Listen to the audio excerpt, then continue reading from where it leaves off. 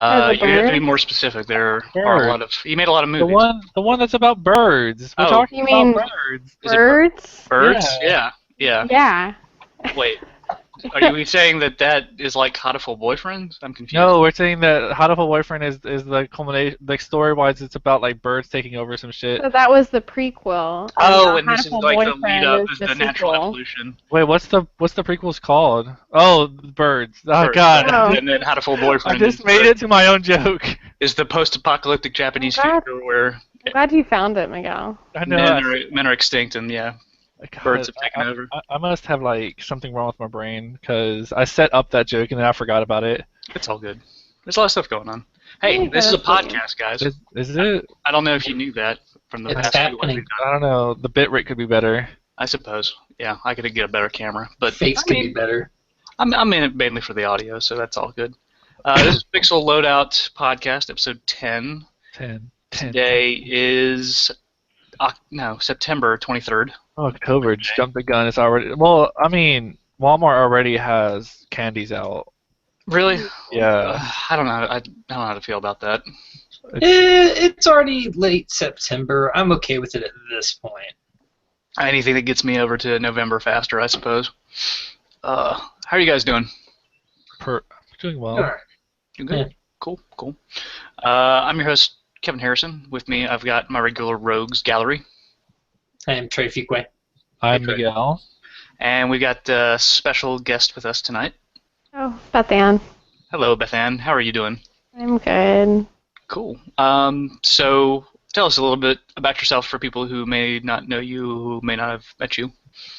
I go to UNCG, as pretty much everyone else in here does. I'm doing pre-med, so that's fun. And I like League of Legends and recently Heroes of the Storm. Did Miguel get you into Heroes? Yes. That's good. It's all my fault. I'm glad he's doing the insidious thing and bringing more people into his addiction. Ruined me. It can be a fun game on occasion when it's I guess not that explains why you get infuriating. an A and not the A plus. Whatever. I mean, you're at this point, you're fine. You'll get through, no problem. Trey, how are you doing? Yes. What have you been up I'm to? doing all right. Not What a you whole been lot, playing? honestly. Try to play some more Mad Max. That's going all right, but slow. Been playing mostly a lot of the same games. Spelunky's difficult. Spelunky's real hard. I've just gotten into that and found that out. How far in are you? What's the deepest you've gotten? I've only gotten to like the third part of the second area. God, that's So so not deep. even very far. So you haven't even killed Olmec yet or anything like No. that? Okay. You got so much game ahead of you. I know. You've been doing any of the daily challenge stuff? I don't even know about that. There's this option in the game where they will give you a seed, which is essentially a predetermined set of the random levels that everybody plays for that day, and everybody essentially score attacks it. They try to get as much gold as possible, and then you're put on a leaderboard for worldwide as well as with all of your friends, and so you can see who does the best for that run, and everybody, it's like, you don't say, oh, well, the RNG got in my way for this run because everybody is playing on the same map, so if you can find some people to bring in, like, it's a nice little daily fun challenge. No, I don't think I'm ready for that yet. Yeah. Don't think I'm there. There was there's a streamer that I like over that was from Giant Bomb who ended up moving to Kotaku, a guy named Patrick Klepek, and he did a daily morning stream of Spelunky where he would do a practice run and the daily challenge just to see as far as he could get, and it was interesting to see his progression on that game. Miguel, Yes. what you been up to? What you been playing? I've been playing a whole bunch of Destiny Yeah, and been watching a whole bunch of Grey's Anatomy. that's basically the same thing. I mean, both are really light on story, but they feel good to play. So. Those exotics though. hmm Yeah, we'll talk a little bit about that later, so don't worry. We'll get you your special sniper rifle. And Beth Ann, have you had time for any video games as of late? Occasionally I'll do my Heroes of the Storm dailies with Miguel, but as of late I haven't really. I've been trying to avoid getting too deep into a game. I guess stuff is actually picking up for classes now, right? Yeah. We're already approaching midterms. I remember when I had midterms. God, you Homework. are so old. I'm so old You're now. like the oldest person here. You should Really go back to living- No, it's school. not. I know. Yeah. It's not. Really living the dream and utilizing that degree to its fullest. Oh, Yeah, man. don't you work like at a bar? I work at a kitchen in a bar. Well, I'll do something with it though. Eventually, I'll figure it out. Trey, you got some nifty stuff in the mail. I guess you Oh, want to. yeah. Since we got a camera here, why don't you go ahead and show the screen? I can show Yeah, it off. show For the those who can't see, it's a hoodie, actually, printed with the Shrew runes from the main five Suikoden games, which is my favorite RPG series.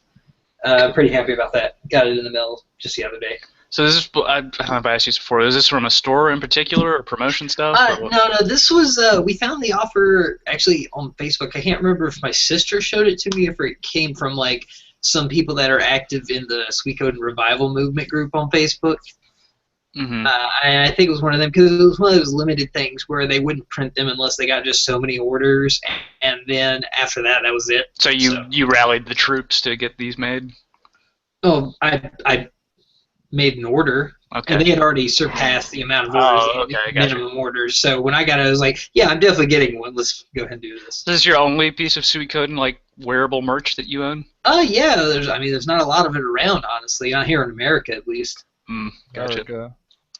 That's really cool. Now you can spread the word once it starts getting a little bit chilly. People ask, what's Suikoden?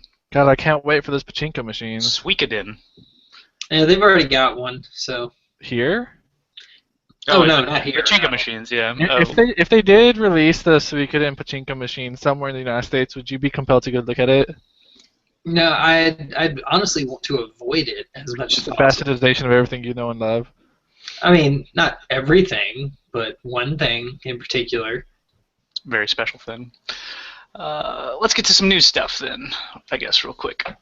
So, continuing on from the last through line from last week's episode, we actually did our episode right in the middle of Tokyo Game Show 2015. So it turns out that there was a few more announcements from there. I'm pretty sure I'm probably the only one in the group that's playing Metal Gear Solid 5. They demoed the online multiplayer component of that, which I believe is coming out October 6th, I want to say. I don't know if it's also coming out on PC at the same time, but they showed off some cool multiplayer match stuff where you actually are incentivized to tranquilize people and faulting people out, things like that.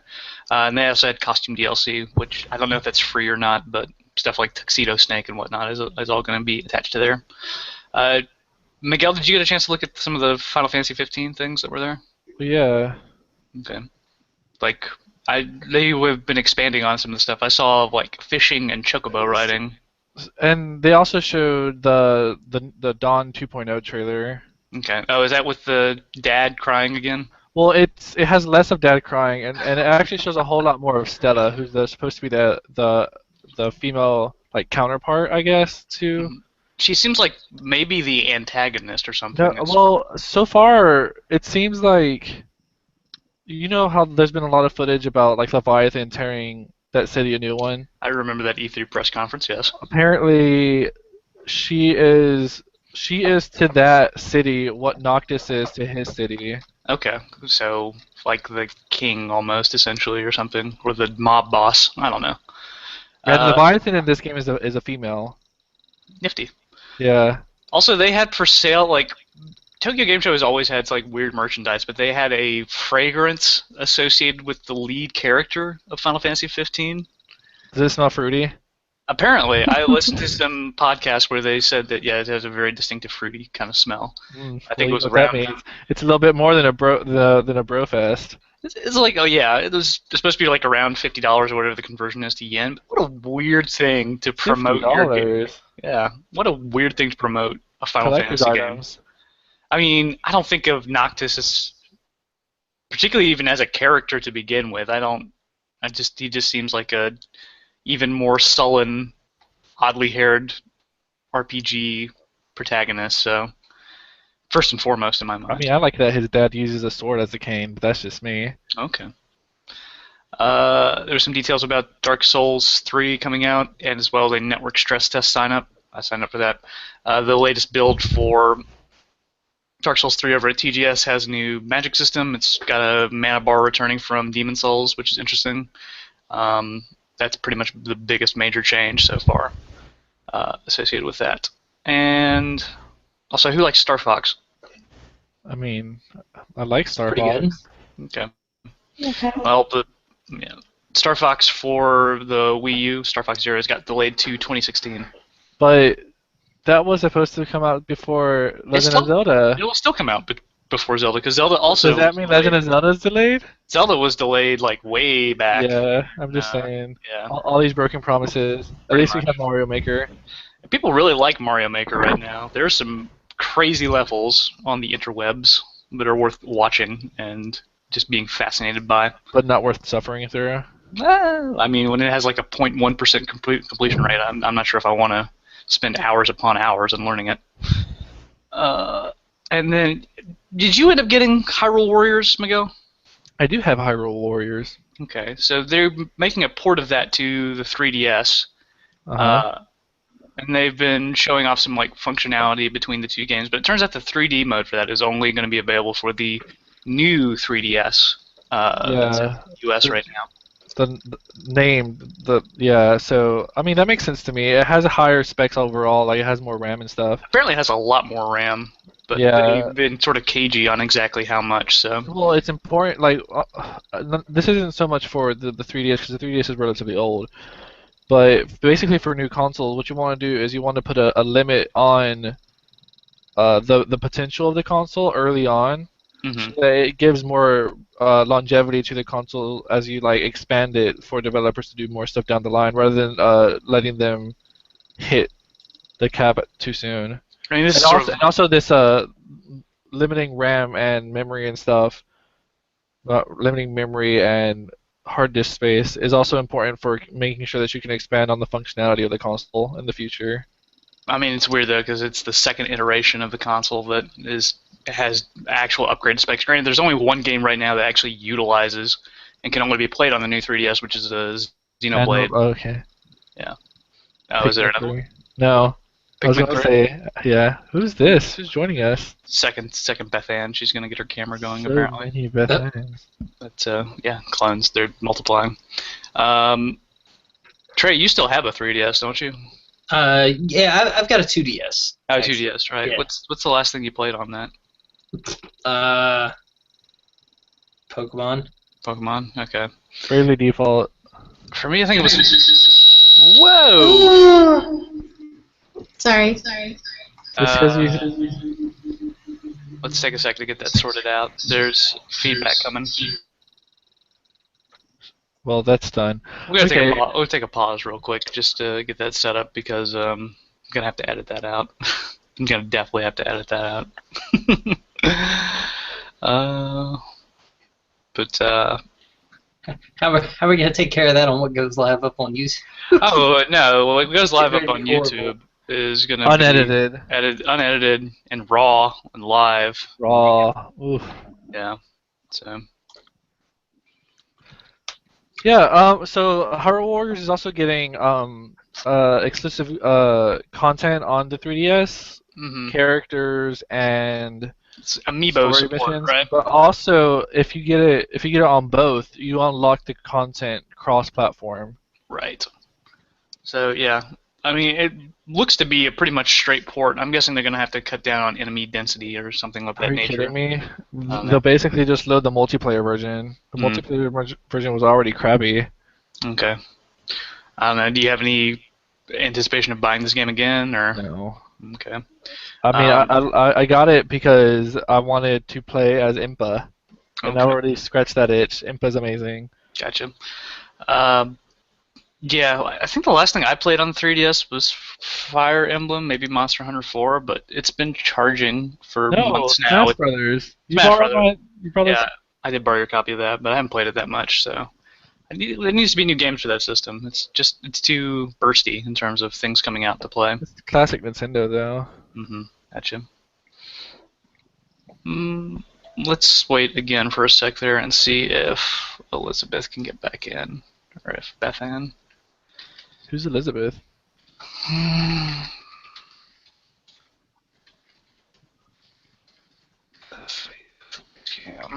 don't even know if she can see the chat. Well, I'll move on. You want to just keep going with the stuff? I mean, we should. If we have viewers. We should. That's true. But at the same Yeah, time, I'm just not gonna worry about it. okay, it's fine. Don't worry about it. It's all good. So, at long last, the new, smaller 3DS is coming out in the Right, US. the non-XL version of the 3DS, which was so weird that we got, I guess, for the big dumb American hands or something like that. They said there wasn't going to be a market for the smaller version, but It's their revenge for the original Xbox controller, obviously. clearly. I mean, the stuff on the XL has the quote-unquote superior specs, which is mainly just longer battery life. But if this is offered at a lower price point, it seems like it'd be good considering how hard it is to get people to upgrade the portable systems to begin with. Bethany, do you mess around with the 3DS at all, or? Not particularly. I just computer. I think that's the smart way to go, honestly. I mean, I'm just waiting right now for Fire Emblem.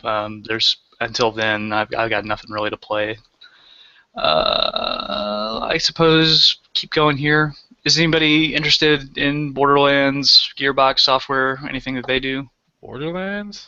Yeah.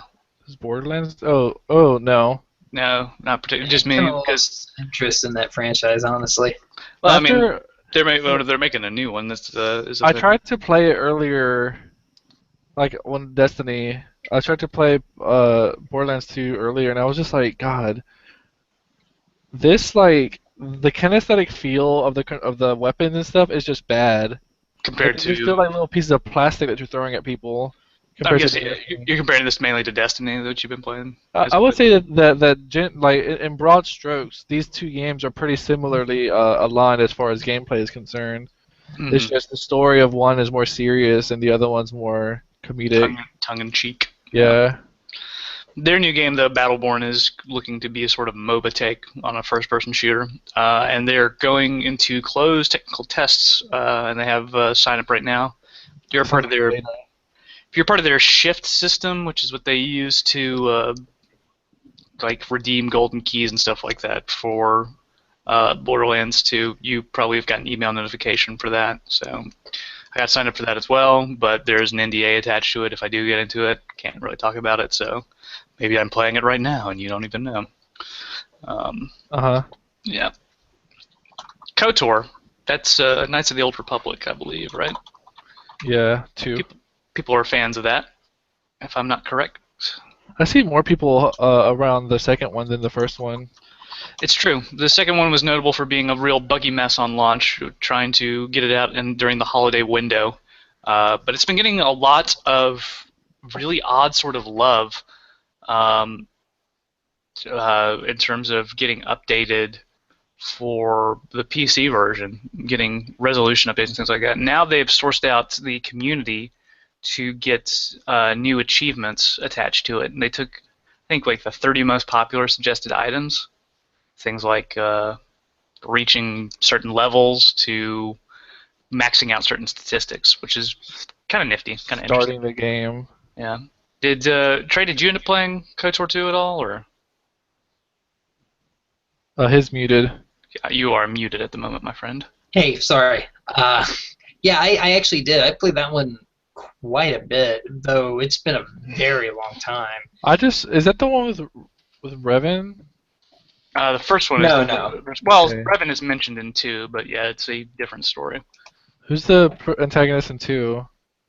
Can't remember. I haven't played all the way through it, in all honesty. I played through all of KOTOR 1, but not KOTOR 2. Is that the one? Which one is the one that has the big twist? That would be KOTOR 1. Okay, that's the only one that I played then. Mm-hmm. Yeah. This was the same people that made Fallout New Vegas as well. They were just sort of riffing off of the original and putting in D&D rules, so yeah. That's cool. I think this would be cool for a lot more classic games to see achievements attached to them and whatnot. Like, right, for example, classic game series for Suikoden, if you were going to if they made PC ports tomorrow, what kind of achievements would you expect to be attached to it? Oh, obviously, at least one for recruiting all the characters. Probably also using the different rune combination magic attacks that exist in the game. Mm-hmm. making sure certain characters that may not, like, there are 2 or 3 points where characters could live or die one way or another, and you get to choose, and so you can have achievements based off of those. Gotcha. Bethan, are there any like classic games that you can think of that would be interesting if they got attachments attached to? When I was younger, I used to play Doom a lot. Mhm. That's pretty classic. Yeah. The classic of the I know classic. that they offer that up on Steam right now. I'm trying to think of what kind of achievements would be attached. I know there are a lot of par times, and they would always show you the par time at the end of the level, like how fast you can complete it compared to id's completion time. It'd be interesting to seeing speedruns of that game is incredible. Yeah. I suppose we can keep going here. Oh, don't ask me. Don't ask you? Okay, Miguel, classic game series for you So then. thank you, because I was sitting figuring out what I would want to do Okay. the classic. So I was thinking Final Fantasy IX. Of course. You could have an achievement for getting the Excalibur 2. You can have an achievement for getting all the Zodiac pieces. hmm You can get an achievement for beating what's the Ozma? Isn't that the secret boss? I don't know. He's the big sphere for beating him. I feel like these are really. I'm trying to think if they're like meme. Are there like meme sort of story fabled things that people make Well, jokes yeah, about? because okay, so on one part when you're cashing in the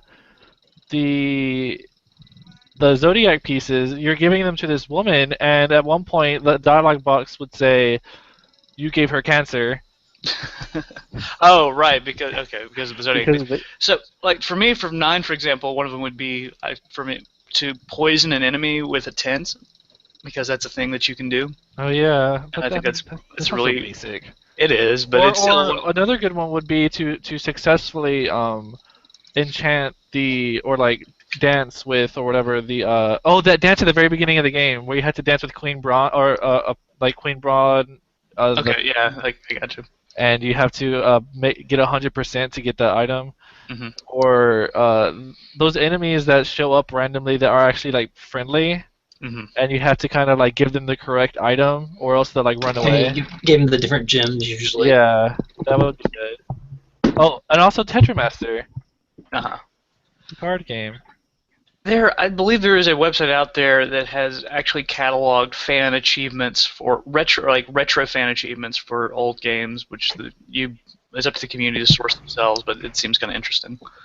I would believe that's kind of that would have to be like a splinter from the speedrunning community. Yeah, I mean, but that was one of the most sort of fascinating and now kind of understated developments from last console generation was just the introduction of achievements. I can remember at the beginning there, it was just like fascinating to me. So speaking about this, I hope this new president for Nintendo gets Nintendo's shit in order for all this like DMCA takedowns for all like the YouTube videos. Apparently they've recently started like litigating against speedrunners. Now what they're doing right now is they are taking down people that are hacked together their own Super Mario levels before Super Mario Maker. They're shutting down their hacked together like fan created levels in order, I suppose, to better promote their own game. But it's not like these programs were ever going to take sales away from Super Mario Maker. But that just seems like a scumbaggy move. Yeah, I hope that less of that scumbagginess happens with this new president. I don't know if we're going to see that much. I doubt it, but I can hope. You can hope. We can dream. Gotcha. I suppose continuing on here. What Was that me? I believe that was me, maybe. TuneIn Radio is telling me to listen to WooAg for something, so that's fun. Who knows about Kickstarter? But you're gonna okay. I know about Kickstarter. Oh, I guess I Thank can. you. Yeah. So Kickstarter is in the news today. They are changing their company around to become a PBC, or Public Benefit Corporation. What does that mean? So it's this weird middle ground between being a corporation and a non-profit. It's a thing that got started up in, what's the state that Kickstarter is owned in? Is it Delaware, I think? Yeah, Delaware. And it's spread out to other states now. But it's the main thing that is now in their charter, which I think is only a few pages, you can look at it now.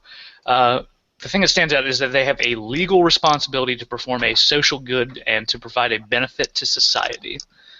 I think what this mainly does is going to adjust a lot of tax things associated with how Kickstarter does things, but they've also stated they are going to pump in about 5% of their net profits in a given year back into Kickstarter projects. So that's good for projects in general. So Yeah, it seems pretty good idea to me. I don't know if there are any downsides to it or I not. mean, but that just seems pretty dumb. So far as you've said, like they're trying to prevent from paying the state of Delaware extra taxes for all this revenue, and they're going to reinvest 5% of their profit back into their comp. Well, But they could it's kind of they could have just done that before. They could have, but theoretically now they have more revenue to throw into their instead of investing in operating costs and taxes, they can reinvest it into the community. I'm So not the taxes that they would have paid would otherwise be reinvested into the community. Yeah, it's weird because it's in one light it is putting more money into Kickstarter projects, but it's also sort of this odd self-promotion thing where more projects are going to get funded, and it's going to make them look more successful. I feel like I need to understand that a bit more. Mm-hmm. Yeah. They have had a steady rise in terms of how many projects have been completely funded since 2012. It looks like the largest boon for Kickstarter was back in 2013. Something like 105.6 million, I want to say. Yeah, millions of dollars that were pledged that year. I mean, since then there have been competitor platforms. It's true. That is one of the things that it's notable. Polygon's done a really good job of tracking this. Is that the spin-off things from Kickstarter? I want to say Indiegogo was around the same time, but GoFundMe has seen its rise in popularity, and there's also, I think Fig is the name of the corporation, which is it's going to be just crowdfunding for video games, and you are also going to be able to purchase equity shares into the success of a game itself, so you can be an actual investor. That sounds... I mean, that's basically what has been screwing people over on Kickstarter. Kickstarter has never been about being an investment. It is always a donation more than anything else. But that makes sense. Like I understand the discrepancy between the two, but the thing is that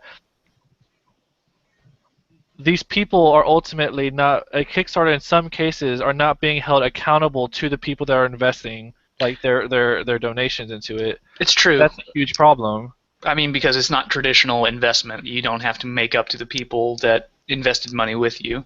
Yeah, and that's been one of the reasons why some of the competitors exist, is to fix that aspect of it.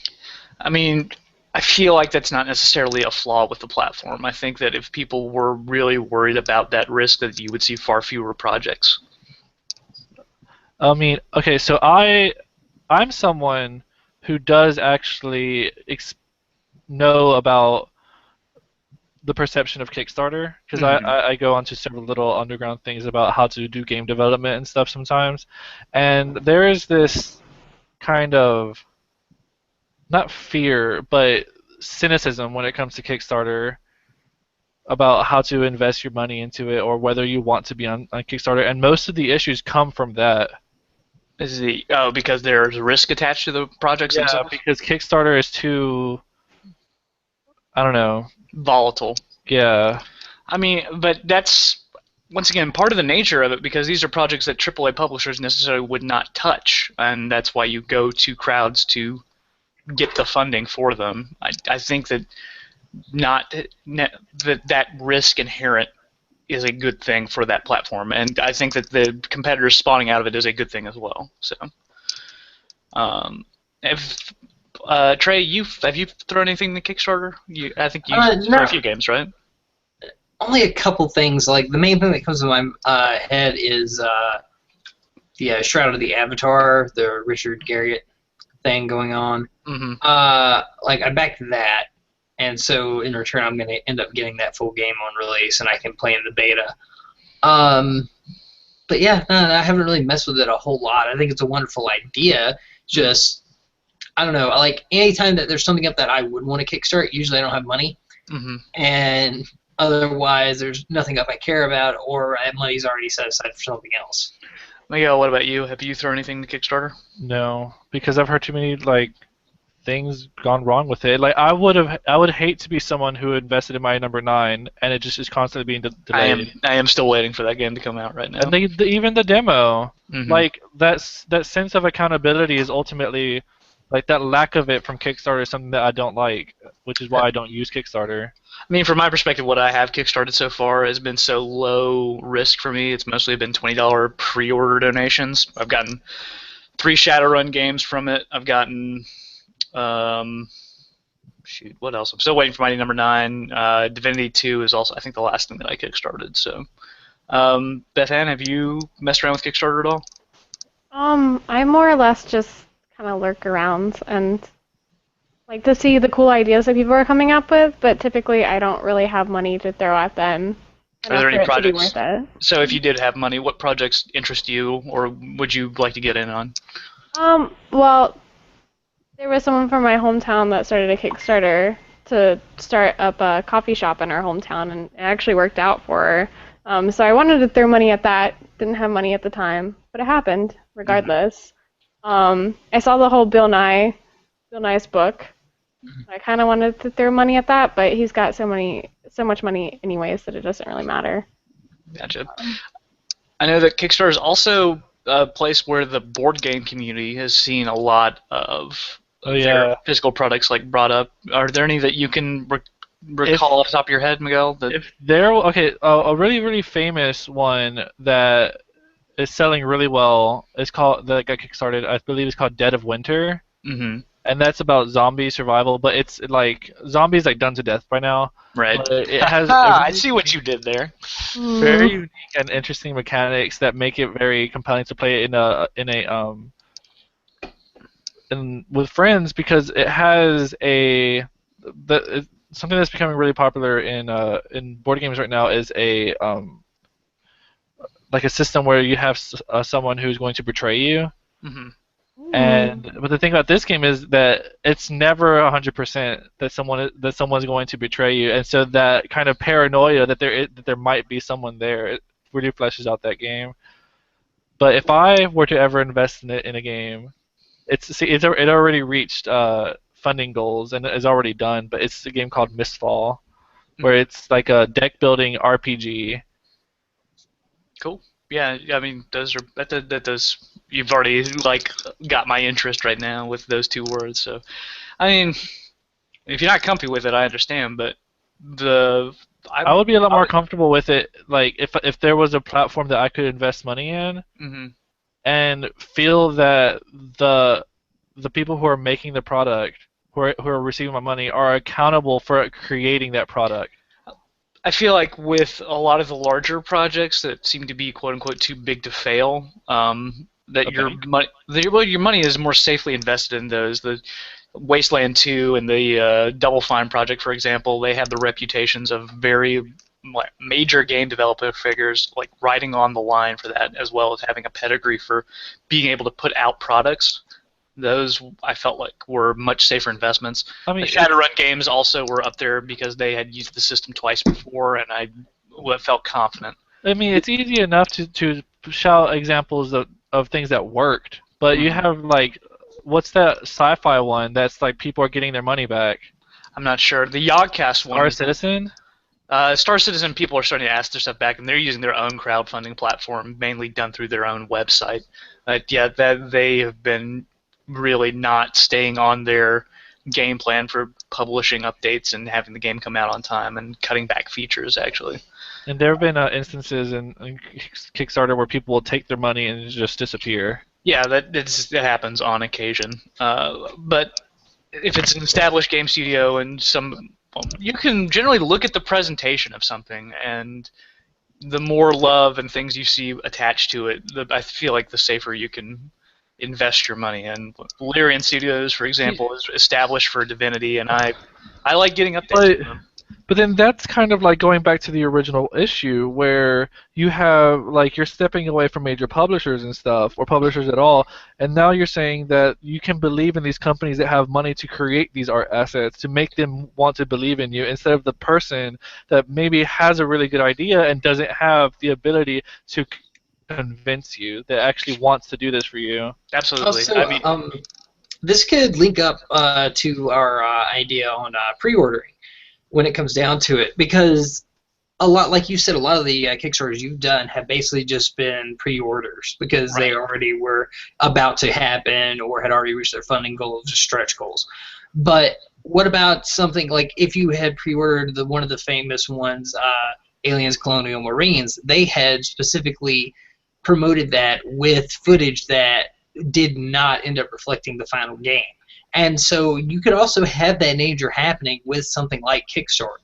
oh, it's true. Yeah, absolutely. You could have things that are alpha that don't end up looking nearly as good in the final product. Well, I mean, that's universal, though. Like, Yeah. especially for larger games, they typically make them, the demos at least, and the trailers, to look very, very good. But like the example of Colonial Marines is just like, it was almost like, what was the Insidious, the way that they approached it. I mean, well, you've all seen Jim Sterling's videos over and over about how that marketing campaign for that was just complete deceit and lies. So Brilliant. yeah, it's inherent risk that's installed with the platform right there, and it's one of those things you just sort of have to be willing to get on board with. There are projects, though, that you can usually invest very low in, and if they have any kind of success, you can see some return in your investment. You don't have to throw in $500 or $1,000. You can usually throw in 20 or 30. So I'm not necessarily challenging everybody in the room to go do that, but Go forth and spend your money. Go! Yes, I compel you to. I couldn't do this on the radio show, but now I can say everybody, all 2 viewers right now. Call to action. Yes, I'm going to call to action you to go invest into Pebble Watch's new Kickstarter. That's the other, I mainly look at Kickstarter right now for video games. Have you seen? There are a lot of podcasts, for example, that are funded through Kickstarter. For ours right here, we actually got our funding for our year through a crowdfunding platform, GoFundMe, actually. That was nice, though, because they will give you any money that you raise without necessarily, you don't have to make your end goal. So, in fact, I'm going to go finish up the rest of that tonight, and we'll be able to get all of our episodes up on iTunes, so. Yep. I guess that's all I want to say about that. So, Kickstarter is going to continue being a thing. System Shock. Anybody know what that game is? Isn't it like the spiritual prequel to BioShock? Yeah, it's from Looking Glass Studios, the same people that did the Thief series back in its early days. It's one of the early games that Ken Levine, I believe, worked on, and eventually became System Shock 2, and then BioShock. They all share the quote-unquote Shock moniker. But are they related in lore? No. System Shock and System Shock 2 take place in the far-flung sci-fi future, with hackers and space stations and things of that nature. BioShock was a spiritual sequel to System Shock 2. Okay. But anyways, that game is getting an enhanced edition right now on Good Old Games. This is being done by Night Dive Studio, which they previously have redone System Shock 2, as well as a bunch of humongous entertainment games. They like Pajama Sam and the Spy Fox and Dry Cereal, for example. Does that include Putt Putt? Yes, they redone a bunch of putt-putt games. So. Oh man! I think you can find those all up on Steam right now if you search. And Humble Bundle puts them up on occasion as well. I do not need that in my life right now. I mean, at the same time, you can just go and watch them on YouTube again. I watched a playthrough of Spy Fox and Dry Cereal, and it just I felt so young again. But this should be pretty interesting. These are the System Shock games specifically are pretty legendary. Like you said there, what came before BioShock. Also, on top of that, they were pretty heavy in influencing the Deus Ex games when those eventually came out. yeah, hugely influential games. Yeah. So I've never gotten the chance to play them before. With updated versions out, I might end up going back and doing that. We'll see. So System Shock's history is a little bit notorious because it was in a weird transitional period in the 90s where it was offered first on a bunch of floppy disks and then had an enhanced version on the CD. It also did not use and did not have remappable controls, and WASD was not really, or WASD, if you will, was not really a thing for control schemes. If you go back and look at actual traditional System Shock controls, they are kind of a nightmare. The enhanced version, though, added mouse look, for example, which was not a thing. I think you're using like your number pad to look around. Sounds amazing. So the enhanced version fixes that, as well as giving a bunch of new resolution options to be able to play in widescreen as well. Which, if you go back and play old games, it's kind of hard to play stuff in the traditional square, boxy kind of look. Like, I like widescreen patches a lot. When you go back in the Vampire the Masquerade stream that they did way back when, it was nice to have widescreen for that. There's also a bunch of bug fixes attached to it as well. Better inventory, better item management. It's on GOG right now for $8. It's going to be raised back up to 10 a little bit later. Night Dive has done some really good stuff though with their things. Like I said, System Shock 2, they're redoing Turok 1 and 2, Bad Mojo, things like that. It's getting a lot of universal praise right now. So I would say check that out. Let's, I guess, keep going. Miguel, you posted some stuff here about the PC is no longer the top gaming platform for kids. So just fair warning, I'm about to go on a rant. Okay. So All right. let me just describe the article. So the article. Actually, real quick, just for some context, everybody here is essentially a PC player, right? Yeah. Basically. PS4. Well, I mean, I own a buttload of systems, so I play on whichever strikes my fancy at the time. I own most of my stuff on the PC, though. My PS4 has been getting a little bit of work out as of late. But anyways, continue. Okay, so this article is stating. Well, I originally found it on GameStop. GameStop? GameSpot. Sorry, Okay, that's it. Jeez. I originally found the article on GameSpot, and the article basically says that children, quote, are the PC is no longer the top gaming platform for kids. Instead, mobile devices have now become number one, where now 63% of children are reporting that they play on mobile, and PC has dropped to 45, down from 67 in 2013, 67% I should say. 2013. And console gaming within this range has also declined, however, still steady for adolescents around 9 and 11 years old at 41%. Now, the issue I have is like okay, this is really good things, like food for thought type of thing, like statistics, right? Okay. The issue that I have is that, firstly, is with the damn people who are reporting on this, it took me a while to find the source for this information. Like, I hate that these journalists are not posting Their sources. studies. They're not posting the sources. They're just saying facts and then not letting me follow up on the facts myself. Like, I had to go to the NPD group and look through their things to find the damn methodology as well as the and so on the next part, it's about the statistics. So it's about the article itself. So the article said all these things, which are nice, but it also had more interesting little factoids at the end, which is about that speaks to more greatly than just children, which is like the differences between the female-male demographic of gamers, where apparently women are generally the higher demographic on mobile platforms. However, both men and women will spend about the same amount of money on like microtransactions. See, across all areas of spending, boys are more likely to spend $54 on average compared to $36 for girl gamers. Yeah, but that's including like mobile gaming, console gaming, and stuff like that. But the amount of money that they spend on gaming apps in general is about the same.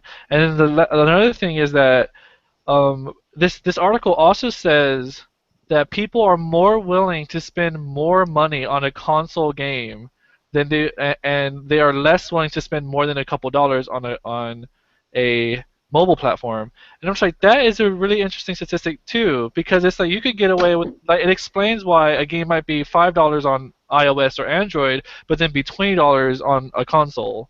Right. I think Angry Birds is one of those that are. It was notable for having a $60 version on this current generation's release for Angry Birds 3 with Star I Wars. don't think it was 60. I think it was like 40 or something. It was still like way more expensive though than More expensive anything. than free. Yeah, turns out. And so, like, but the thing is, like, while we think it's absurd, apparently there are this article is stating that people will spend more money on console games. Hmm. And like right here, that a year ago, the dollar spent on physical console games is roughly 3 times more than any other device. Okay. And I'm just like, these things are things I would want to know. So why aren't you sourcing this today, Bethan? You push me out here if I'm coming into this is not your area of expertise, but you say you're a med student, correct? She has a degree in sociology. Sociology as well. Psychology. Okay, but Yeah. studies and things of that nature are within your purview, correct? Yeah.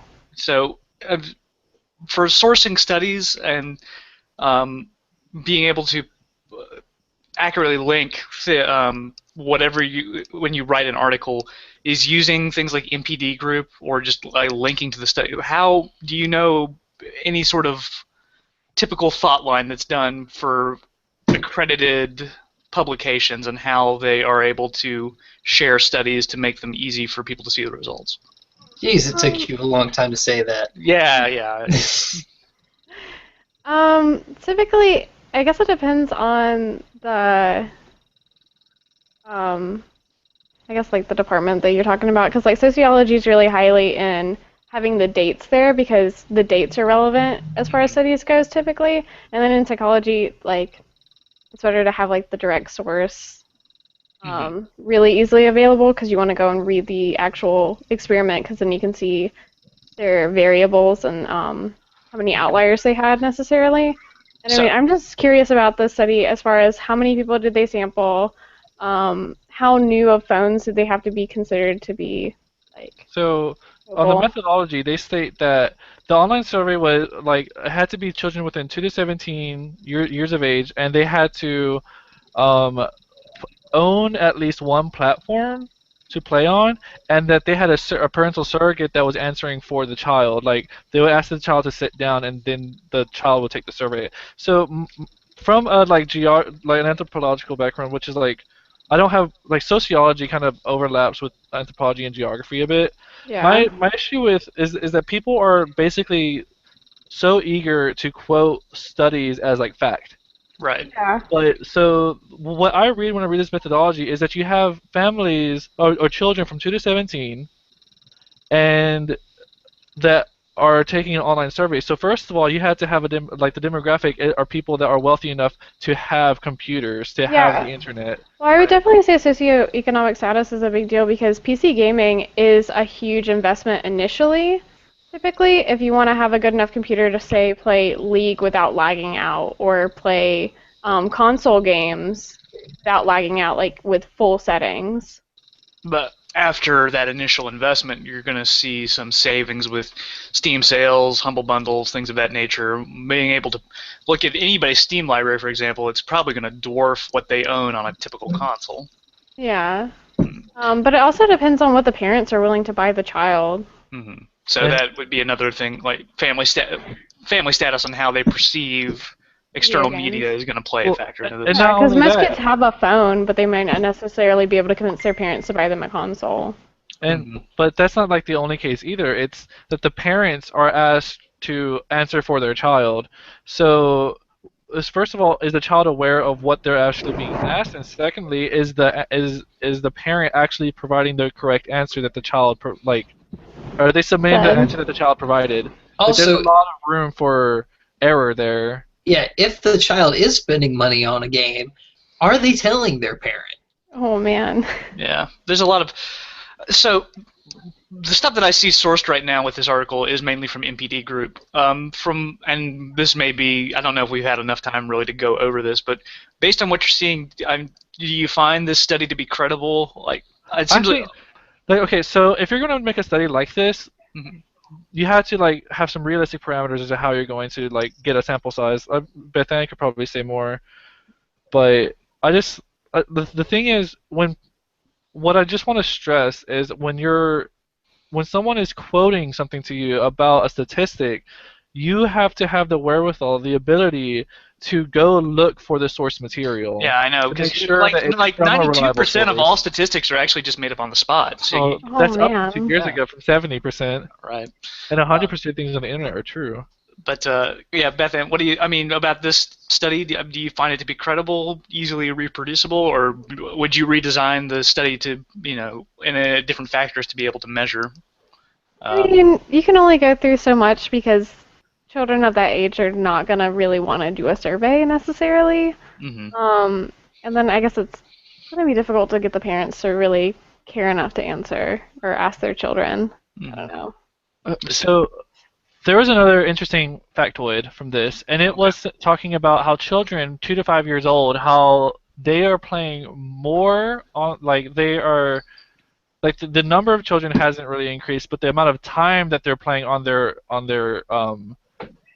Mobile. console of choice is increasing. And what I find interesting about this is like this is, as far as 2 to 5 years old, this is like a completely new generation because the last study was 2 years ago, and so you have a new set of like people. Children, essentially. Yeah, and so I find that rise to be really indicative of how technology is being integrated in infant care.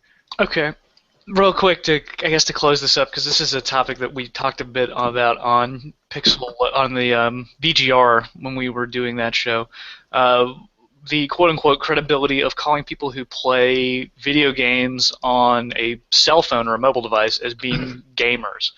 I was of the opinion that anybody can be a gamer even if they're just playing Flappy Bird on their phone. I'm curious if people's opinions changed about that. Trey, what about you? Are you still? I believe that to call oneself a gamer, then one has to spend a certain amount of time on a weekly basis gaming. How long that amount of time is subjective to the individual person. It would be a matter of, do you consider it one of your primary hobbies? Okay, but do you think that you can have a primary hobby of playing it on a cell phone? I guess so. Yeah. Yeah. Okay. So, but my issue is, okay, so there was a study recently that basically said that women, that middle-aged women are the largest demographic of video game players now, as opposed to 5 years ago. And so my issue with that is that it's saying that the biggest demographic of people who are gamers are 40 to 50-year-old women. And I'm just like, they must have a really, really broad definition of what a gamer is in order to make this study. How would you narrow it then? Well, you can't just say if you play Bejeweled for 1 hour a month. That does not, like, it has to be a bit more strict. I would say first of all, you would have to. I would probably say you would do it for people who self-identify as gamers. Okay, you have to be able to say that you are that label to be that. If you are going to make a statistic about a society of people or a culture of people, then you have to you have to measure that culture. Like, you can't just say, oh, you are someone who wears shoes, you must like basketball. Gotcha. Like, Beth Ann, do you consider yourself to be a gamer? And before I played competitive games, I would say I wasn't, but the competitive element definitely adds to the whole, like, I resonate with this, I spend multiple hours on it to try to get better. But beforehand, I just kind of, like, dicked around, just kind of played games as they came to me. And I wouldn't have considered myself a gamer. Huh? Magic. Oh, yeah. I guess gamer.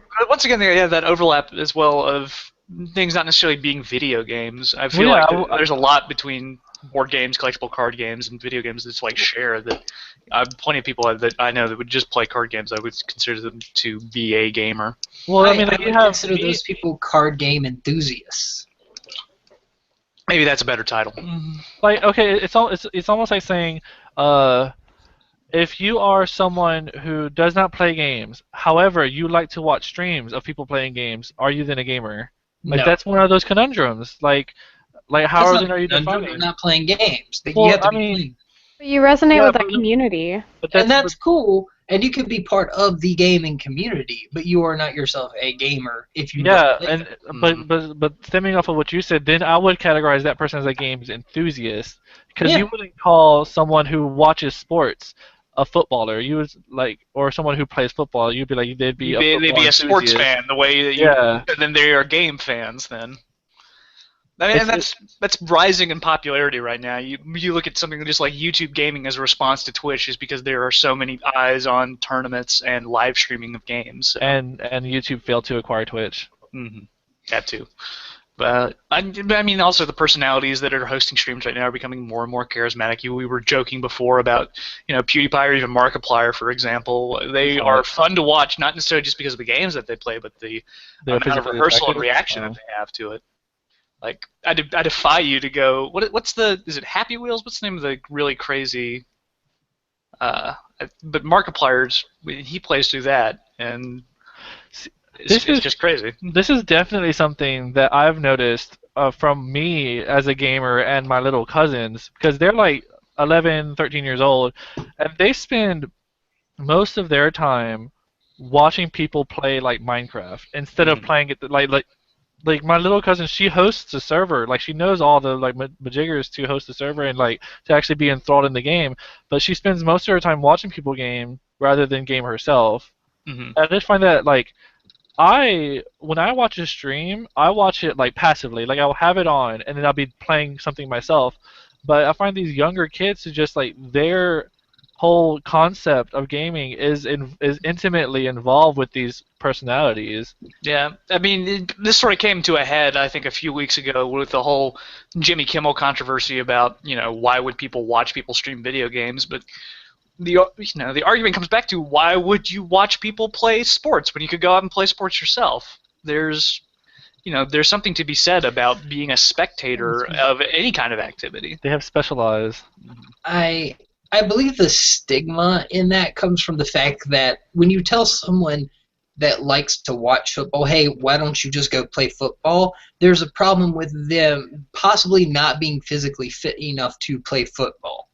And it's considered like, unless you have some kind of actual physical disability to keep you from it, pretty much anyone can play a video game. Right, but even at the highest, most competitive levels, this is a less perceivable skill because you can't see all the, big beefed up muscles, that kind of thing. But to get up to 200, 300 APM, as well as learn all the strategies associated with a video game, can be just as skill intensive. I feel. Yeah, I agree.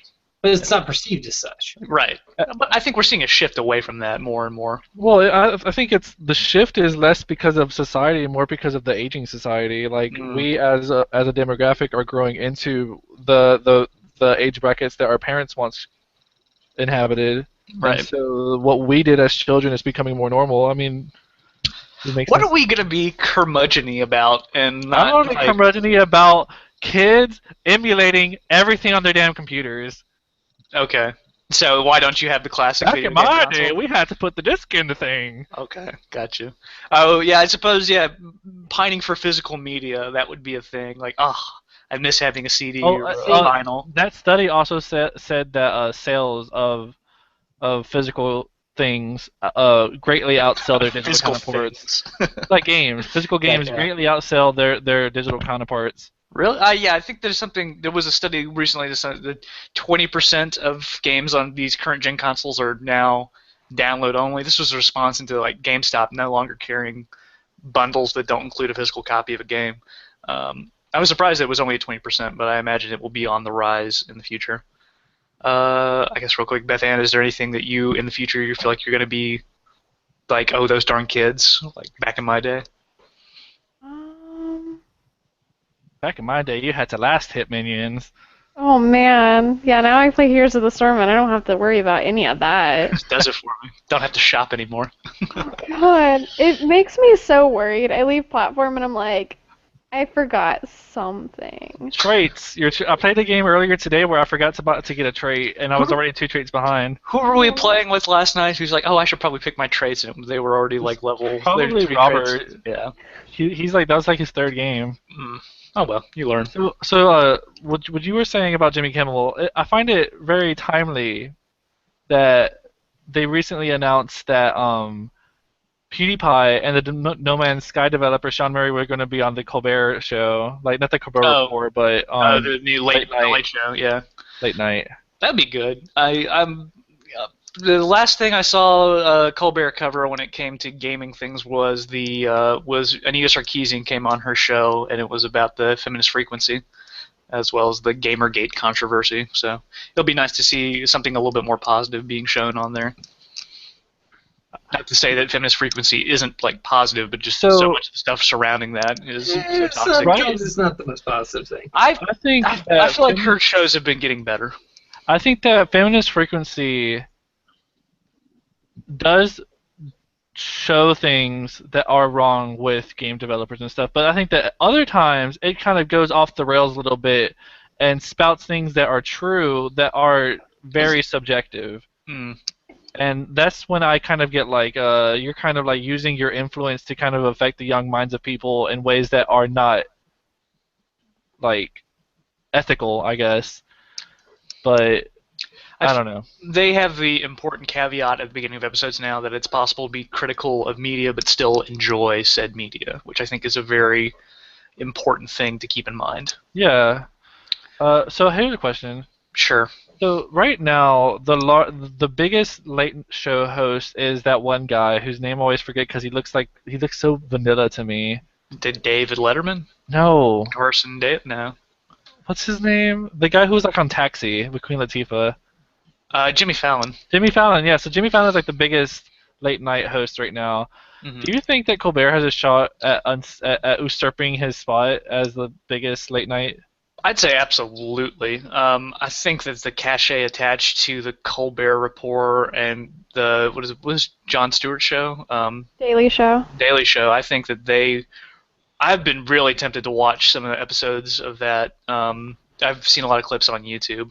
I hope that they can make it like a transition to a more digital presence, but the stuff that I've seen so far I've been really impressed with, and I think that he just has a better demeanor for... Jimmy Fallon seems really... He seems awkward to me sometimes in some of the interviews that he does. The best stuff I think I've seen him is when he reunites with SNL cast members. Granted, I do like that Jimmy Fallon also puts a focus on like video games pretty regularly as well. Like they had the Connect stuff on there when that was coming out. Didn't he also do the big Saved by the Bell reunion thing on his show? I don't know if that was Jimmy Fallon. I want to say it was.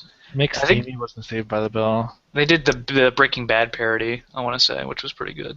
So, I mean, I haven't watched any of the late night or whatever with Colbert. You should look at some clips of it that are up on YouTube. It's really good. I typically have become fond of Last Week Tonight with John Oliver. Joe, yeah, he's. I mean, the fact that he is able to do a show on a cable network lets him go really far out there. Yeah. Humor. Like before that, the only thing that I really saw on a cable network was Bill Maher, and even he can be a little fringy.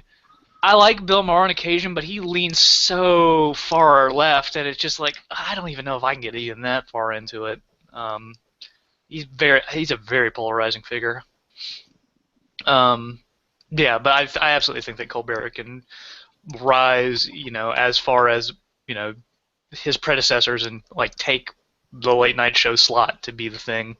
Well, it's interesting to see him without the frame of Colbert Report around him and having to do all the little where he's not playing a persona. Yeah, and he's still really clever. He still has occasions where he does get to slip into that, and I think that it works well. But he can.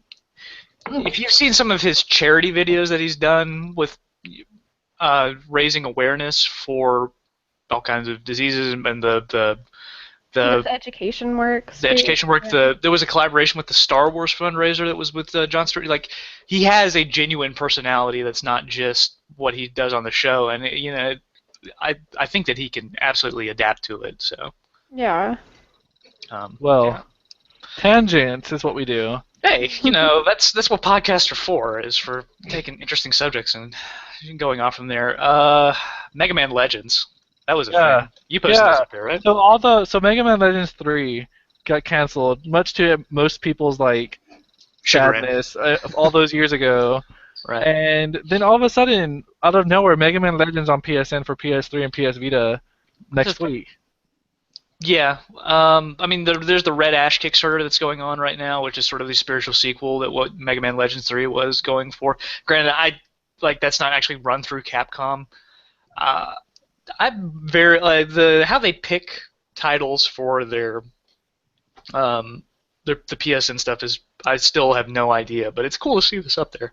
Isn't that the thing that's being worked on instead of Mighty Number 9, or Yeah. alongside it, or That whatever? along with an anime and whatnot.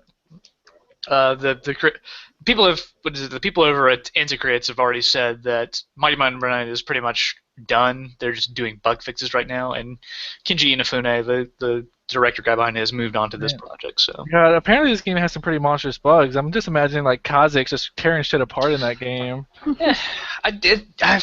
I feel like it's a sort of Japanese mentality kind of thing. Over in That must be the perfect. yeah, like in the Americas, we've become more accepting of the game's sort of broken on You launch. say accepting. We've become complacent.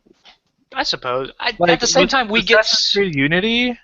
we get so much more content now, as well as like free updates or paid DLC and things. You because of say the online more model. content. I remember games way back when that had just as much content as what they're nickel and diming me for now. Yeah.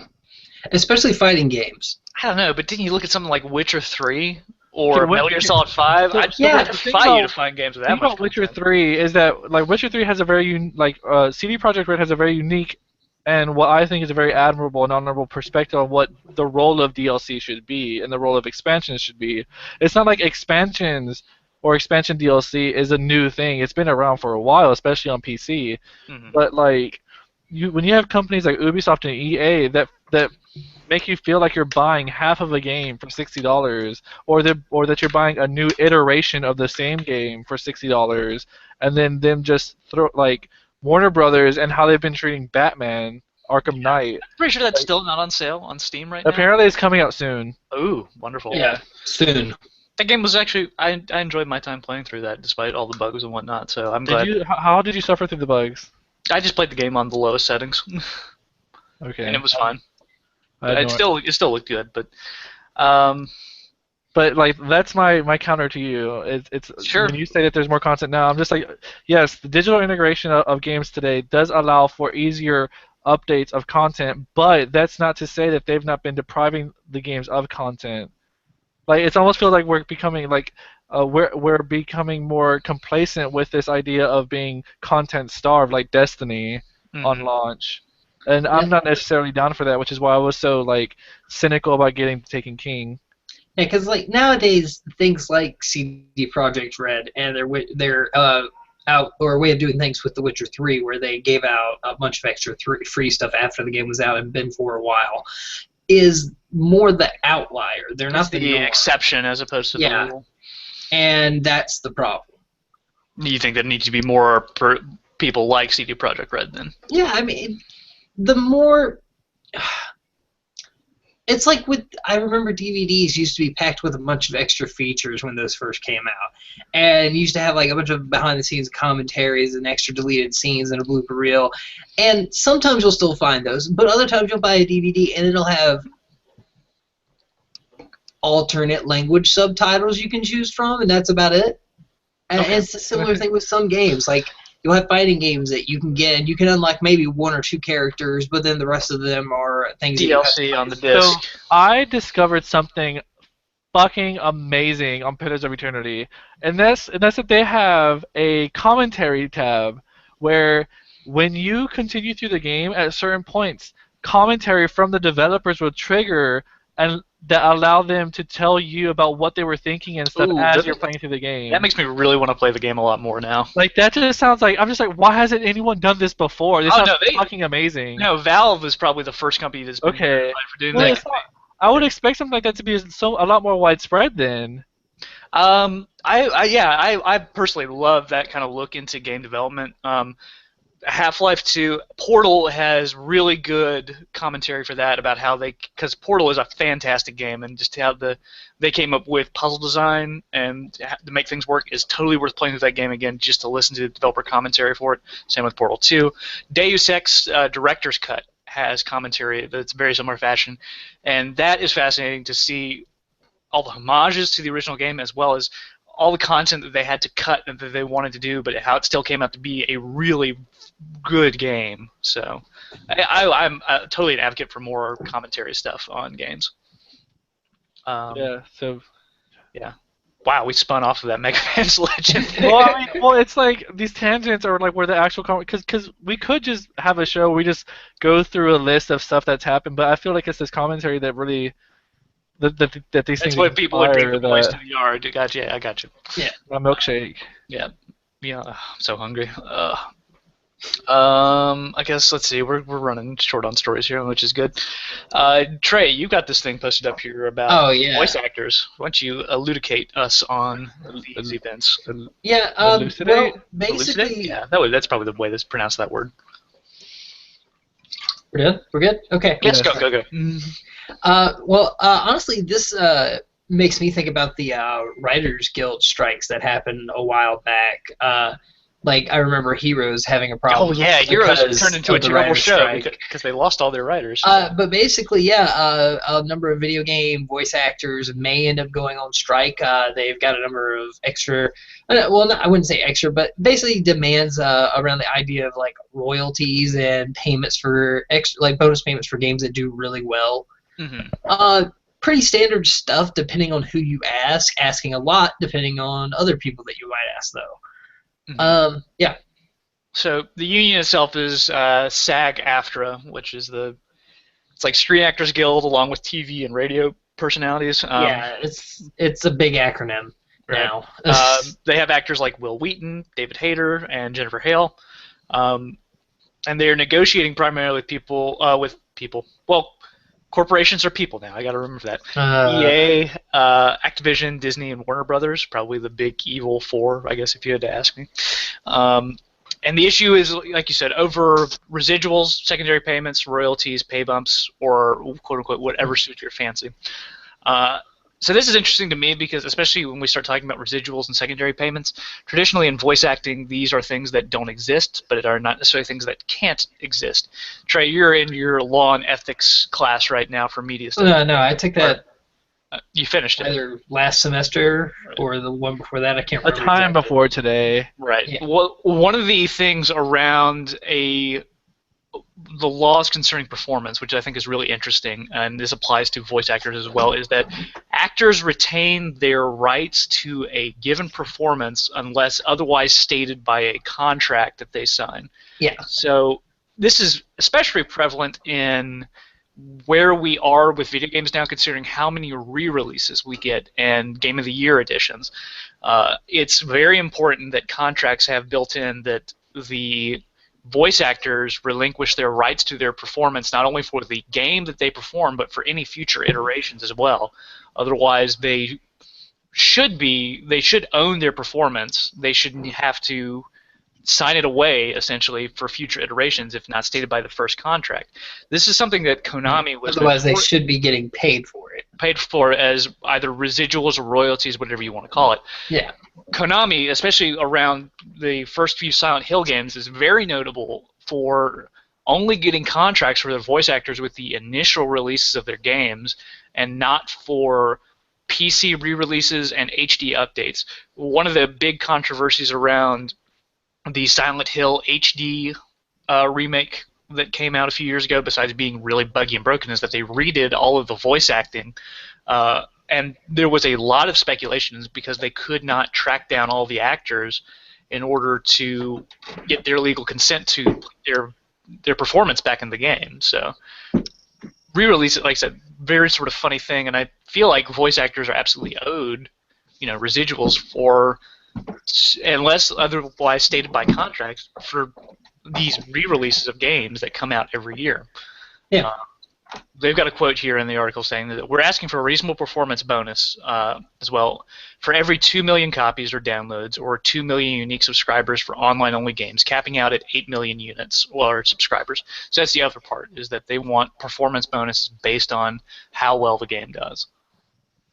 How does that strike people's fancy? Are voice actors just being too greedy, or do you think? I think that this kind of speaks more to the publishers. Like the publishers want to cash in on like the surge of money that would come from a re-release, but they're not willing to share the profits. Mm-hmm. I feel like that's scumbaggy. I feel like for a lot of games too, voice actors absolutely make or break in terms of sales. I feel like Mass Effect as great as that game is, rides a lot of its success from Jennifer Hale's brilliant performance as female Shepard or Mark Mears being the male Shepard. I would even say that for Destiny 1, the fact that what's his face? God, I never remember his name. Captain Hammer. Nathan Fillion. Yeah, Nathan Fillion being in it kind of like charmed people, and may not have been the reason that they stuck around for so long, but definitely his being in the game affected their perception of the game. I think for Taken King especially, he really helps to elevate that story. If you say so. That's just me, though. They also want to factor in voice stress for difficult roles. Like if you have to do a bunch of takes of yelling or screaming like a monster, that can really wreak havoc on vocal cords. I've heard a lot of stories, especially from anime dubbing, essentially. That's the one point where I have mild reservations, but at the same time I can understand it, given the fact that people like famous virtuoso singers can get their vocal cords insured. Yeah, So I was like, then why can't? it doesn't. Why can't Troy Baker get his everyman voice to be? What if he broke it when he was voicing his southern twang of Joel in Last of Us? That doesn't sound absurd to me. If the sustainability of his lifestyle relies on his voice, then he should be able to ensure that aspect of his of his wealth. Mm-hmm. It's just, it seems odd to me as a person that isn't doing that for a living currently, I guess, technically. But at the same time, yeah, I understand why, and I'm totally fine with them asking it. It's definitely a story that I want to follow and see what they do end up getting out of it. And, of course, there is the part of me that's a little bit worried as just a general gamer on how much this is going to cause problems in storylines in certain games getting delayed or finished because of people having to go on strike. Yeah, if they do like the same Screen Actors strike that they did for what year was it? It was 2012, 2013. The big writer's strike. Yeah. And then every episode of every show, like every series, had a really, really bad season where you just didn't know what was going on. Yeah. Yeah, I hope that doesn't happen. That would be so weird for video games, especially like more and more games going episodic. I know you don't care for Trey, but if that was like if we started missing out on voice actors, we had to recast them. It could kill those games. Yeah, that would be wonderful. I don't know about killing. Like games have the benefit of being able to be delayed ad nauseam. Like it's true. Yeah, I mean, Duke Nukem Forever came out eventually. So forever ago. Yeah, I guess Final Fantasy 15 we're not in any huge rush for, right? We can make that go on. Kingdom Hearts 3. Oh, but if they delay, Mighty Number 9. There's a website right now that will generate joke headlines so that you can post them up on Facebook and have people click them, essentially as clickbait. Somebody posted one of those in a feed that said Fallout 4 had been delayed, and I was like about to rip my hair out. And then it's just, joke's on you. And just that's so there's an auto the onion button somewhere on the internet? Pretty much. Great. Yeah. So I have a question for y'all. Terrifying. Mm-hmm. Do any of you, including Beth Ann and Trey, do any of you have like a particular voice actor that when you hear their voice, you're just like, yes, I'm Kevin in Spacey. this? Who? Kevin Spacey. Oh God! So you like what Call of Duty? I really I considered getting that game just to see it, but then I saw that them rendering his face with him getting upset was really bad. Like, he would be getting upset, but the face would be really stoic, and it just didn't work, and I was like... So the whole Uncanny Valley thing? Yeah. What about y'all? Mark Hamill. Mark Hamill's Joker. Mark Hamill, yeah, he has such an iconic voice for Joker. What about you? Well, I mean, there's a lot for No. me. If there was one prolific actor that when you heard them, they would just be, you'd be like, yes, I'm on board. It's Michael McConaughey, probably for me. Matthew McConaughey? No, Michael McConaughey. I don't know if he's actually related.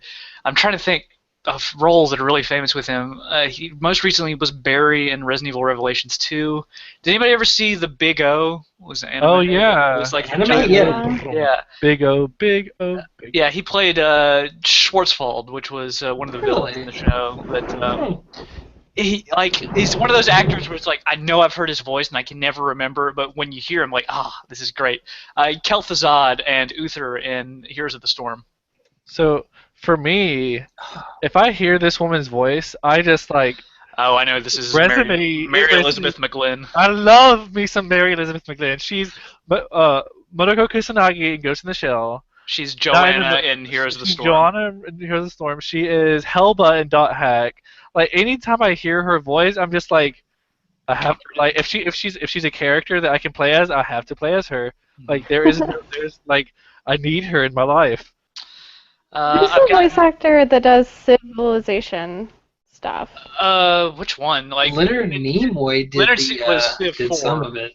Civ 4? Yeah. Civ 4 was Leonard Nimoy. Let's see, Civ 5 voice actor. I like 3 and 5. It's always so like wise. W. Morgan Knowledgeable. Shepard was the name of the voice actor that did all of the Civilization 5 quotes. Oh, Shepard. He was in Babylon 5. He's done episodes in NCIS, Days of Our Lives. He was in Quantum Leap. I'm trying to find something he would be really well known for because I love Civ 5's quotes a lot. So he was in the remake of Star Trek. He does a lot of stuff. Yeah. Yeah. Jennifer Hale is one of the best like female voice actors. She does a great badass Shepard. She made me care about Shepard. Yeah. Yeah, there's a bunch that are out there. I like Nolan North as well. He's the Ghost right now in Destiny. Nathan Fillion is great. I wish that David Hayter got more work. I missed him from Metal Gear Solid 5. So that being said, apparently Nolan North, Troy Baker, and what's the girl you just said who does Jennifer Hale. Jennifer Hale? They're all going to be in the new Guild Wars 2 expansion. Woo! And I'm just kind of like, do MMOs really need high-budget voice actors? Yeah, there are quite a few. I know World of Warcraft has a bunch, for example. Well, if this strike goes through, it might not have any. Oh, that's true. But this one's probably already recorded and everything. Yeah. I am curious also. So Trey, keep a track on this. I'm curious if we're going to lose all of our favorite voice actors. Real quick before I guess real quick. So we're going to talk a little bit about Destiny and something kind of cool that happened today. I'm curious because you ended up messaging me a few times while I was trying to sleep today because my sleep schedule's all out of whack, Miguel. But so how did you find out about this exotic quest right now? I mean, Reddit being what it is, I was just like on my phone going through all the Reddit stubs, and then all of a sudden see this thing about something like what I saw was I was playing. This guy said he was playing the new heroic, and then he went the wrong direction, and then the game changed completely. Gotcha. And he ended up getting an exotic from it. And I was like, that sounds cool. Yeah. So for me, anyways, I was today for Destiny players is what we call Arms Day now. It's a new daily event where one of the faction vendors will give you new gear essentially that you can get. I was waiting around for that to happen and doing some daily stuff, and I was about to go ahead and log out and go to sleep. And I also went on the Destiny Reddit and started seeing screenshots of this exotic weapon, which was actually, it's a recycled weapon from the first year of Destiny, a gun called the Black Hammer, which is this sniper that can essentially snipe infinitely, which I have fond memories of. But more details started coming out. It's like, oh, this turns out to be real. So I gathered together a group of 2 other people through one of the Destiny LFG community things and did this same heroic strike. It's probably the most difficult thing that I've done in Destiny so far, I want to say, and I think Miguel and I are actually going to try to hit it again right after this podcast. I need it. Yeah, you gotta have it. But it was really cool because this is exotic weapons are the highest tier of weapons right now in Destiny. This was something that was not announced at all by Bungie. It was completely flown on the radar. It could have totally been missed, but somebody in the community by a fluke managed to find this and sort of started spreading like virally, like wildfire. And the LFG sites are all about, putting together groups for this right now. So here's one thing though. Mhm. It's when incidents like this occur, this is like this speaks to the nature of communication, because you have like, is this person the first person it happened to, or is this just the first person who talked about it? We won't know more details about this until tomorrow, like if the quest will still be available. Well, no, it has nothing to do with that. What I'm saying is like, It's the first confirmation. yeah, it's like there's a chance that guy could have just not said anything, and maybe so that speaks to the past. So what if people did stuff and did unique events that they may have gotten a unique reward for, but didn't realize what happened, and so didn't talk to people about it? I think that Bungie is smart to bank that people will talk about it, because the popularity you can generate from Reddit for this kind of thing is worth noting. I think that temptation is always going to outweigh people keeping that unique reward just for themselves and away from the community. But I'm not saying that they're selfishly keeping it. I'm saying that they may not know to post it to share to people.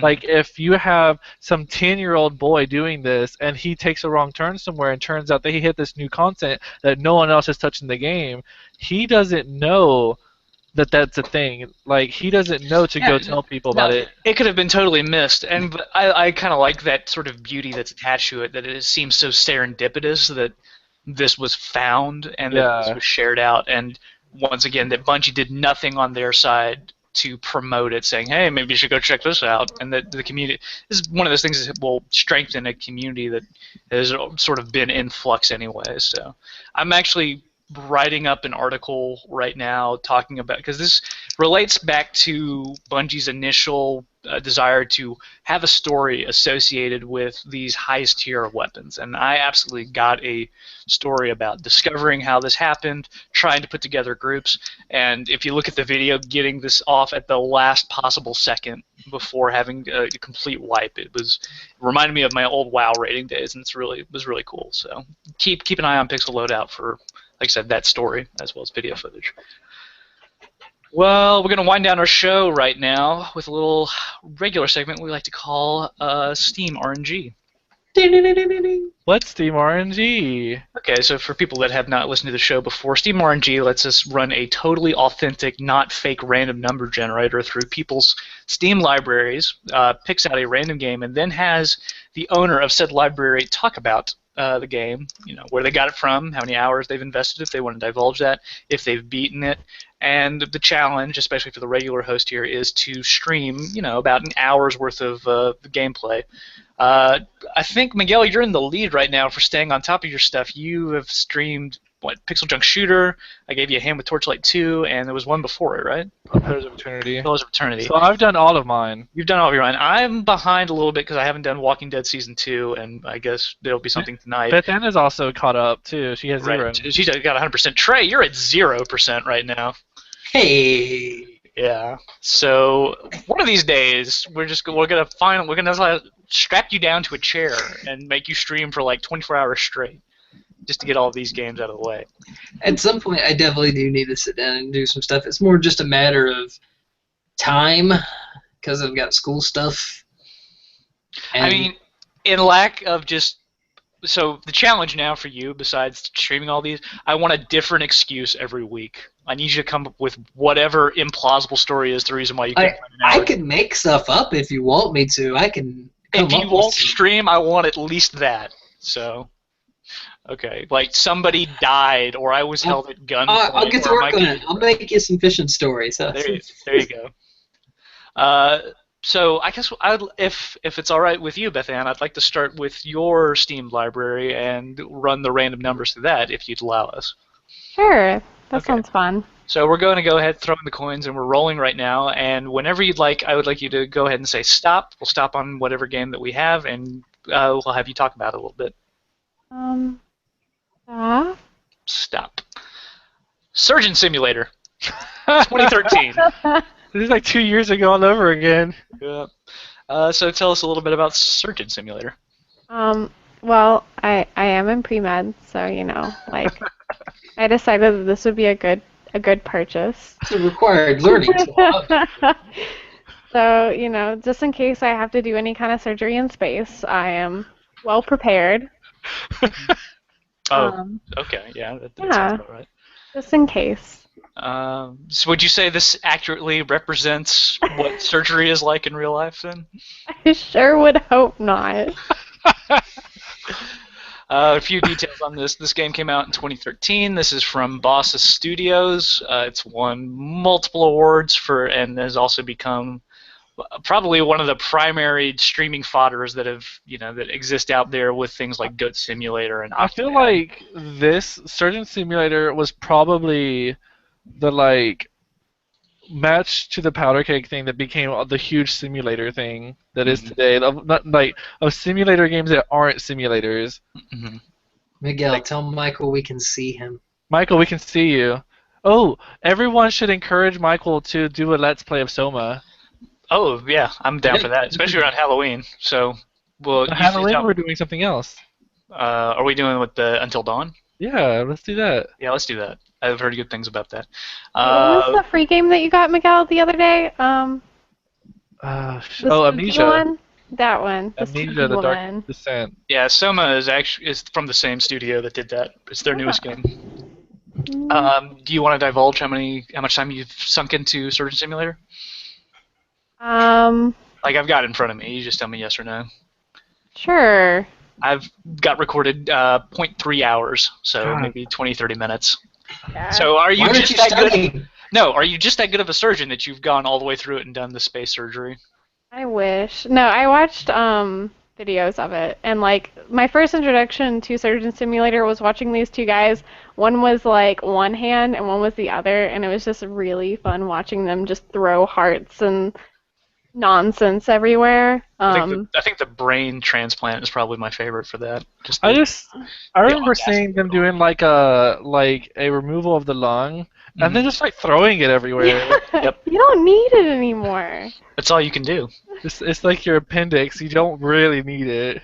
Just the extra stuff you can do, like stabbing yourself with the morphine by accident and everything goes hazy, or messing around with the computer at the front is great. I'm gonna guess for most of us that own Surgeon Simulator, we probably saw it on YouTube and we haven't beaten it. I'm guessing you probably haven't beaten it. No, not at all. Yeah, but that is very much the stereotypical case for most people owning Steam games. So, but that's all. That was a fun little thing. I got it on sale, and I was like, I'll do this when I'm really bored. There you go. I just We're need something. in need of a laugh. It's definitely more fun the more people you can pack into a room. I totally did not mention Twitch plays Fallout 3, but that's fine. We can talk about that next week. Trey, Yes. I've got your library in front of me. I've already thrown in the coins. Stop. Oh wow, that was fast. Prototype. Prototype. Man, I haven't thought about that game in a long time. Gosh, that came out, was it 2009 around-ish, give or take? I'm looking it up right now. 2009. Yes, you are correct, sir. Oh, wow. I remember that because I was staying with my cousin at the time when I bought that game. It was shortly after I got out of the Navy. Mm-hmm. It's a pretty good game. You play this, what's your character's name? Alex Mercer? Yeah. Yeah, and you've got this like alien viral infection thingy that makes it where you can change your body into weapons and you can glide around the city and all sorts of weird stuff. Mm-hmm. This is developed by Radical Entertainment, published by Activision and Activision Blizzard. Radical Entertainment notable for doing, it was a Hulk Ultimate Destruction game, which was pretty much the spiritual prequel to this game in a lot of ways. Just go around, destroy the city, and be way overpowered. So, when I remember this game as being like the worst version of Infamous. I mean, this was before Infamous, I want to say, wasn't it? I think they were released around the same time. You're right. I remember there was some articles talking about the competition between the two. This was supposed to be a quote-unquote darker and edgier, I guess, version of that because you're technically playing an anti-hero.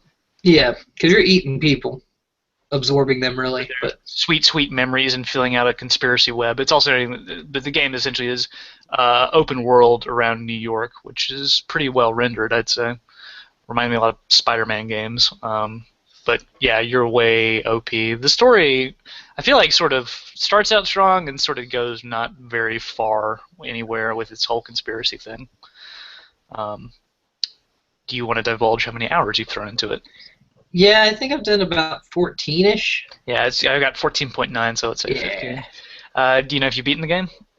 No, I never beat that. I honestly kind of lost interest. Like you said, the story, like, it starts out cool and you get these powers, and what you get so far, though, there's very little challenge in it outside of sometimes having to platform or race to get to a point within a certain amount of time.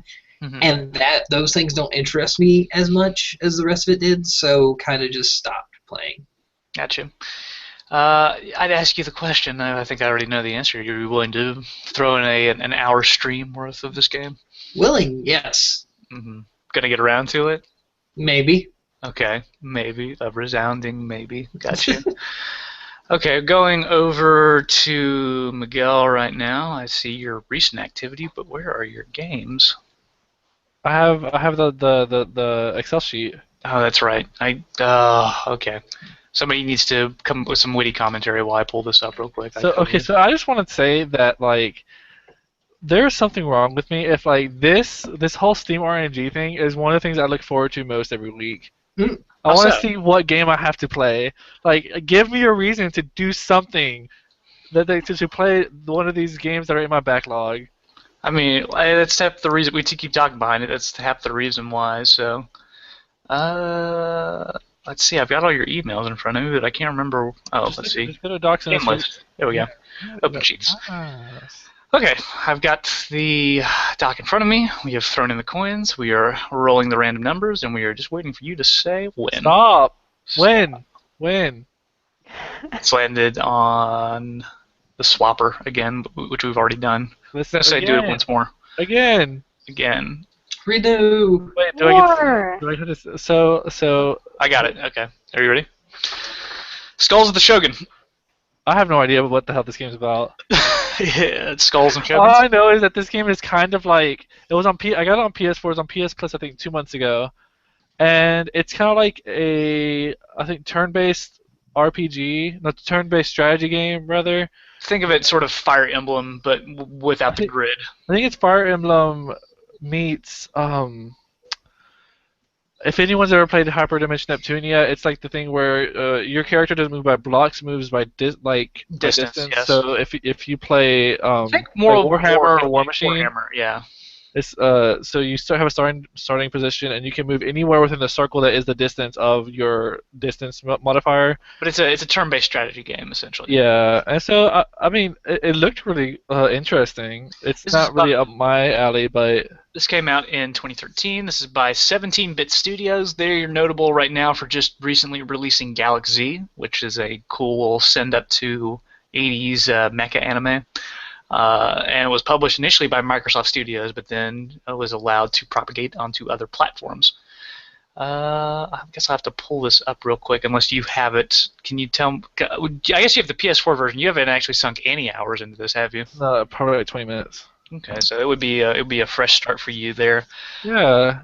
Yeah. One day I'll get a game, like I told you earlier during the Torchlight thing. One day I'll get a Steam RNG game where I'm like already halfway through it, and it won't be like a my first impressions video. Yeah, we tried to stream Torchlight 2, and it was notoriously finicky in terms of. Yeah, what was wrong with it?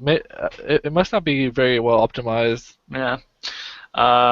So I guess there is now built-in, but you could also stream through Twitch, right? Because you did this with Pixel Shooter, and yeah, I can stream. Yes, I will stream. Okay, cool. I believe you. I guess we'll come around down to me right now, throwing some coins and start rolling around. We're going to leave this up to Beth Ann to go ahead and tell me when to stop, because I can't do it myself. Oh my. Keep going. I'm going. Keep going. Yeah, I'm going. Stop. Sid Meier's Alien Crossfire. What the hell is that? I believe Never this even is, heard of that. this is an expansion to Alpha Centauri, if I'm not mistaken. You're right. Okay, Trey, you probably know more about this than I do. Can you give me some details on this?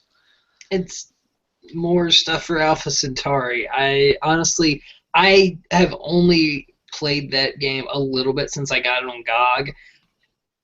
And before that, I played it like when I was pretty young and didn't really have my own computer, much less my own real comprehension of how to properly play a turn-based strategy game. So I can't actually help you too much on this. It's worth noting that Alpha Centauri was led up by Civilization Beyond Earth to be its sort of spiritual sequel. It's still technically categorized in the Civilization series, published by. It was developed by Firaxis, and then published by them as well, along with Westlake Interactive. So if you are into 4X games, this was the sci-fi version of that, I believe. I also got this on GOG, and I tried playing it a little bit, but I found the user interface to be pretty clumsy by today's standards. Yeah, would so I you was like- worried. Oh, Go on. hi. Oh, I was worried with my rollout that you were gonna find my Civ 5, and then I was gonna be like, yeah, I've spent 150 hours playing that. I mean, you can go ahead and divulge that now. We've all had a few games we like to take some time. That is nothing. What? I have have a- over 400 hours in That's- Skyrim. So my Yeah. friend Steven, who I'm always trying to get to hang out with me, he's become something of a hermit, and I tried to speak with him the other day, Mm-hmm. and he wouldn't respond, and so I just decided to check what the hell he's been up to, and then I look at his Steam profile, and he has played 709 hours of Civ 5. Jeez. I mean, those games can go on for a long time. Turns do not necessarily go or take a short amount of time to complete by any means. Or he might just leave his computer up. That's true. That's true. Yeah. I have not had the pleasure of playing Civ 5 multiplayer, actually. I've only ever played against AI. We need to do that at some point. Do you have all the DLC stuff for it? I do. I should feel do like that then. Brave New World made that game super playable and actually fun. So who wants to waste about 30 hours? Oh, me. Clearly. I'm totally down for that. But yeah, no, Civ 5 is a great, like, it's one of those games that's like, it gives a lot back for how much you invest into it. So, Yeah. good way to spend some cash. But yeah, assuming that XSplit likes to cooperate with this slightly older game, I will see if I can broadcast some of this. Granted, I need to catch up on Walking Dead, so there's that as well. And that's going to do it for our show tonight. I want to thank everybody for participating in the game show itself and also coming on. Real quick, before I go down the regular spiel, does anybody else have anything they'd like to promote? Crickets. Crickets. Yeah. Okay. It's worth noting I will go ahead and promote the UNCG League of Legends and Gaming and Esports Club. They do meetings on Fridays. I think they've got a meeting this Friday as well in the DMC. And I think it's 4:30 to 6:30, isn't it? Yeah. Yes. Okay. So If I just say yes, you're the one that's wrong. If it's right. wrong. There you go. If you're a UNCG student, you should check them out. You can search them up on Facebook. Just go UNCG League of Legends and Esports Club. And we want to thank them, of course, for promoting the show as well in the newsletter. So, for our outro here, for more news and articles related to the podcast, please check out pixelloadout.blogspot.com. On YouTube, search Pixel Loadout, or click the subscribe button below if you're watching the stream or archive. Audio-only versions of the podcast will be found on iTunes as well as Stitcher. Our intro and outro music is done by Kevin McLeod. If you want to find more of his work, you can go to incompetech.com. Trey is getting really close to the camera. Our executive producer is Mike Brothers. And finally, if you'd like to get in contact with us, share your questions, comments, concerns, you can email us at pixelloadout@gmail.com. Also follow us. We are at pixelloadout on Twitter.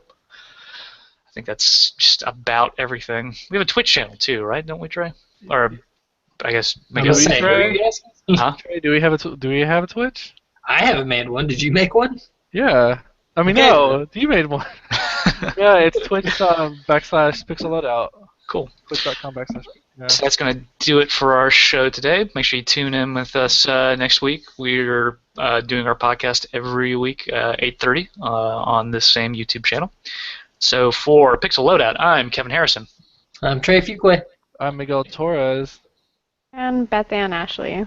Thanks for joining us, Beth Ann. We'll see you next time. Bye.